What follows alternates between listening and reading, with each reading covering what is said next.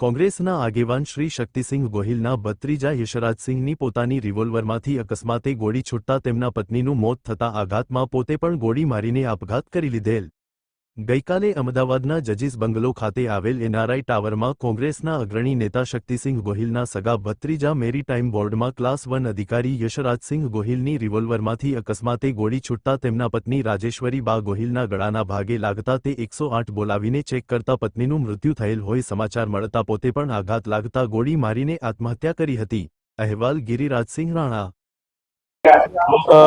ગઈકાલ late night પોલીસને એક મેસેજ મળે છે અને મેસેજ મળતાની સાથે જ પોલીસ બનાવવાળા સ્થળ ઉપર જાય છે અને સ્થળ ઉપર જઈ અને જે તપાસ કરે છે તેમાં હસબન્ડ એન્ડ બંનેનું ગોળી વાગવાથી મૃત્યુ થયેલું છે। આમાં હકીકત એવું છે કે એનઆરઆઈ ટાવર છે વસ્ત્રાપુરમાં, એનઆરઆઈ ટાવરમાં 5મા માળે 502માં આ ઘટના ઘટી છે, જેમાં આખામાં મરણ જનાર છે રાજેશ્વરી બા યશરાજસિંહ ગોહિલ છે અને બીજા છે યશરાજસિંહ દુર્ગેશસિંહ ગોહિલ। આ બંનેનું ત્યાં મૃત્યુ થયેલું છે। આમાં હકીકત એવું છે કે સૌ પ્રથમ આ બંને કપલ પોતાના કોઈ સગાને ત્યાં જમવા ગયેલા, જમીન પરત આવી અને પોતાની મધરને મળીને પોતાના બેડરૂમમાં સુવા ગયા। એ દરમિયાન અચાનક એમનો છોકરો મધરના બેડરૂમમાં આવીને કહે છે કે મારી રિવોલ્વરમાંથી ગોળી છૂટી ગઈ છે અને મારી વાઈફને વાગી છે, આપણે એને હોસ્પિટલ લઈ જવી પડશે। આ હકીકત જણાવતા મધર અને એનો દીકરો બંને જ્યાં બેનને ગોળી વાગી છે બેડરૂમમાં આવે છે। એ દરમિયાન એમના દીકરાએ 108ને ફોન કરેલો હોય છે, 108 પણ ત્યાં આવી જાય છે। 108ના કર્મચારી આવી અને આ બેનને ડેથ જાહેર કરે છે કે બેન મૃત્યુ પામેલા છે।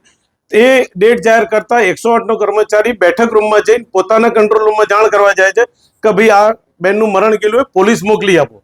આ મેસેજ કરવા જતાં આ ભાઈ જે યશરાજસિંહ ખરા એમને જાતે જ પોતાને ગોળી મારી દીધી માથાના ભાગે અને એ અવાજ થતા એમના મધર અને 108ના કર્મચારી બંને બેડરૂમમાં જાય છે। ત્યાં યશરાજે પોતે ગોળી મારી લોહી લુહાણ આંખમાં નીચે પડેલા હોય છે। આ મુજબની એક ઘટના બને છે।